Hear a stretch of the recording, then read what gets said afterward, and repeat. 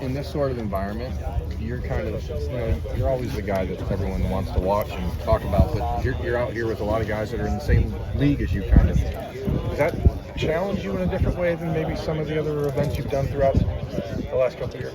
Yeah, obviously it challenges everybody a lot more, but honestly, I feel like everybody just came out here and had more fun than they had at, these other type of camps, and they kind of just rode with the flow and had a lot of fun out here. You're a very competitive person, and you had a pretty good night throwing the ball, and then the last one that you had was not your best throw, yeah, right? No. How do you take something like that and then go talk to a sports psychologist for an hour and a half? And then how does that impact you heading into tomorrow? Yeah, obviously it sucks not, going too far deep in that little competition, but just motivation for tomorrow. What are they going to have you doing? That's a good question. I don't really know yet.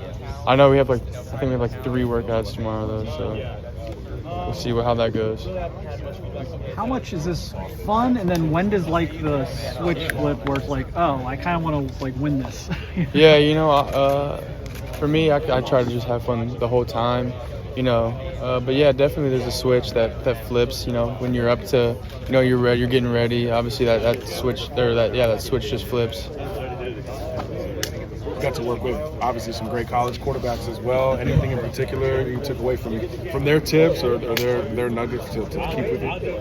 Yeah, I only got to spend time with Liberty's finest, Malik. But nah, Malik, I got to know him pretty well in my freshman year. The quarterback at my school actually went up there, so they're pretty close. And me and him just kind of talked and won a whole bunch of. What are y'all doing back there, man?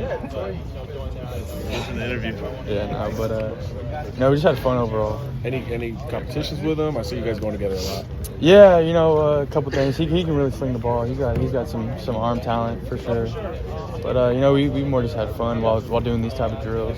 When you guys are all out here in the same plane, there's a lot of intersection between past and future, right? At one point it seemed like you were going to be Texas future, now your friend is.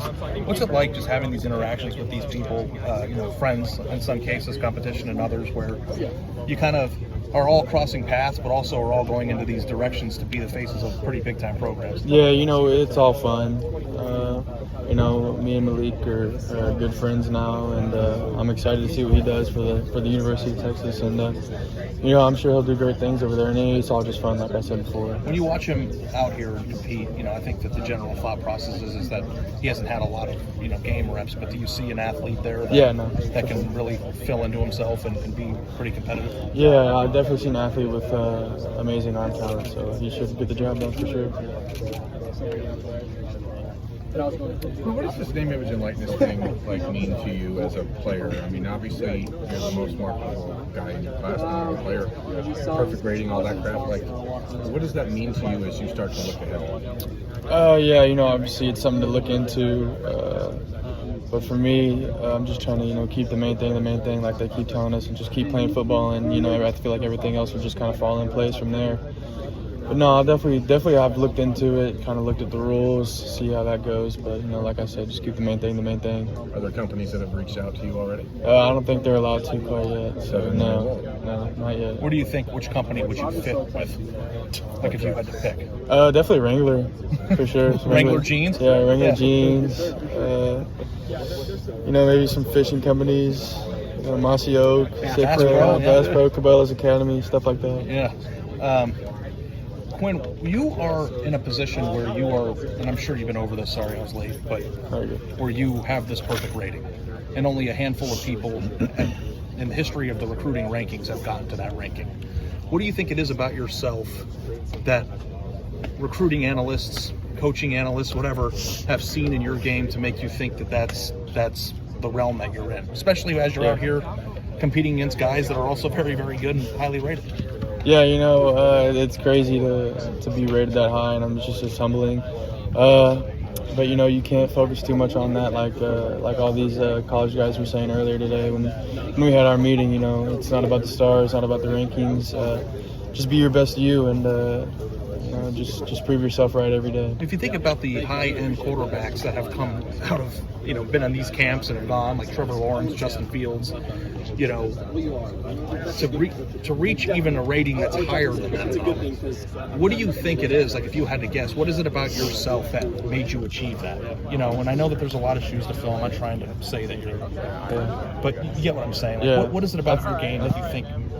Yeah, that's a really good question. It's the first time I've got that kind of question. You know what? I honestly, I don't really know. Maybe just the whole deal. I don't know, because it's hard to say. I don't know, just because I'm not quite there like Trevor Lawrence and Justin Fields are with their success. So I don't have a whole lot to say on that. Yeah, because we can compare you not to what they did in college, but we can compare you to what they were on this stage. Yeah. And I didn't know if you ever had any introspective moments where you thought, 5-star prospect, but not just that, the perfect rating is just. And I think people are trying to figure out, like, how much of a gap really is there. Yeah. So I don't know. Yeah. I have to think about that for sure. I don't really know. Yeah. Do you remember watching Justin and Trevor go through this? Yeah, I do actually. I think I watched it on YouTube or Netflix, wherever it was. What was it, 2016, something like that, one of the years like that. But no, I watched that, and it was fun to watch for sure. When I watch you today, like you're so nonchalant out there. Like, do you feel nonchalant, or do you is that just how you are? Is that how you act, or like inside, or are you just not that? I don't know. I don't want to say not that serious, but no, I get that a lot. It's easy. Definitely. Natural. Yeah, no, I definitely. I don't feel like I'm being like nonchalant or whatever, but people tell me that all the time, for sure. You like the off-platform stuff, the sidearm stuff. Do you see that in Ohio State's offense, or do you kind of just do that? I just think it's fun, and I like to just be myself out here. So I'll do some off-platform throws, but I don't know how much Ohio State will do that, but yeah. What's Ryan Day said about it? He wants me to get my arm angle a little higher than it is, so I'll just say that. Quinn, I know a lot of people have probably asked you this, and I'm sorry if they already have. But can you take me through the genesis of the hairstyle? Oh yeah, I began the mullet hairstyle my freshman year of high school. Believe it or not, it's been cut once.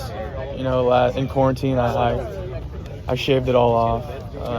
But now I'm growing it back out, and I really have no plan on cutting it anytime soon. But just the thought behind it was just being different. I didn't know a lot of people with it, so I'm just trying to be different. You think supercuts would be a good NIL thing? Supercuts? Yeah, or maybe. Is that more high class than that? I don't know. I haven't really thought about that. That's a good question. I don't really know. Yeah, Trevor was famous for his hair a little bit too, right? Yeah, it could be a thing of yours. Definitely. Yeah. Do you like the spotlight that the hair brings? I don't get the haircut to bring the spotlight onto me. I just do it to be myself, But it's a good question. You said you do it to be different, but at the same time, you feel like you're not someone who goes out there and necessarily, like in these situations, likes to, be that different. But when you look at everybody else here and you look at the hair, it's hard to not stand out with that. Yeah, the blonde is. I have to do the blonde if y'all are talking about that, just for playoffs. For my high school, we bleach our hair blonde every year because of we had a coach who had passed away from cancer in 1999. So we just started this tradition of bleaching our hair blonde, and the mullet's just me being me. There's so much like noise around you, but you kind of are able to block it out. And you like to do outdoor stuff. Like, what do you think about when you're fishing? Like, what do you think about football, or do you just I think out, about the next big bass I'm gonna catch, or the next lure I'm gonna catch if I don't get a bite in the next 15 minutes. Is it like the same level of focus that you take to like the next play when you're in the huddle? Is it this kind of a similar focus that you do? It's not quite that serious. I just do it to kind of kick back, relax, and just have some alone time. What's it like mentally when you're committed to a school? It might not be the right spot and you want to find another school. There's going to be a lot of backlash and that stuff, but how do you go process that? How do you go through that? Yeah, obviously it's really tough.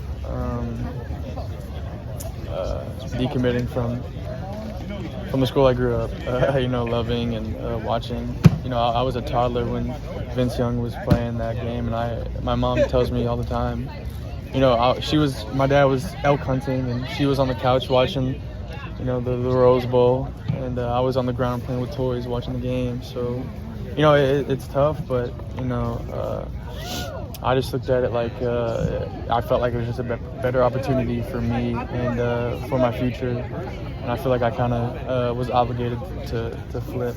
You know, yeah. What Rose Bowl is that? Vince Young versus USC or Yeah, Texas that's versus what I thought USC. you were talking about. Yeah. Forget what year, 2006 maybe. Yeah. So you do still have a connection to that game a little bit, right? Because Vince Young was one of the other .100s, right? I'm not trying to make this something that I keep bringing up, but it just, do you, like, as a Texas kid and somebody who, you know, obviously witnessed what Vince Young was able to accomplish, I mean, do you ever take a second to, you know, consider the fact that you guys are kind of in that same class? It's pretty rare, man. I'm not trying to make it more than it is, but it's pretty impressive. Yes, sir. Thank you. But, you know, I never personally got to meet Vince Young while I was committed to Texas. But, yeah, I feel like we're definitely in the same boat with that whole 247 composite rating. Yeah, for sure. I have to ask you a tough one now. Go ahead. So that throw over there, you know, I'm assuming it's somebody like you who's been in a position where you make a lot of good throws. You're not used to that. Yeah. What happened over there? Yeah, you know, I was focused on the snap count, and I was trying to be loud, you know, trying to be a little funny, but yeah, I just wasn't very accurate with the throw. Hit a little behind them. When somebody like you who's out here not really having much, it looks effortless almost how accurate you were today. Like, is there something about that that just how do you perceive that as somebody who experiences that so rarely? Just the missed throw. Yeah, like you're not missing anything else. So like how do you take Yeah, you know, it like sucks that? being accurate all day than missing the one in the competition. Yeah. But you know, it's just I got to come out here tomorrow and, you know, make up for it. Do you mind if I'm sorry guys, do you mind if I just take a picture? Yeah, go ahead. I think you said something about like making the best decision for you. Thanks, man. Sorry. Yeah, no, you're all good. And going to Ohio State, like what made it the right decision, the best decision? Just going to Ohio State instead? Yeah. Okay, yeah. You know, just the development of Ryan Day. You know, his past quarterbacks, like he had, I think he had Matt Ryan, and obviously he coached for the Philadelphia Eagles, so he knows what he's doing for sure. And just I wanted to be developed to the best of my ability. And that was one of the main things for sure.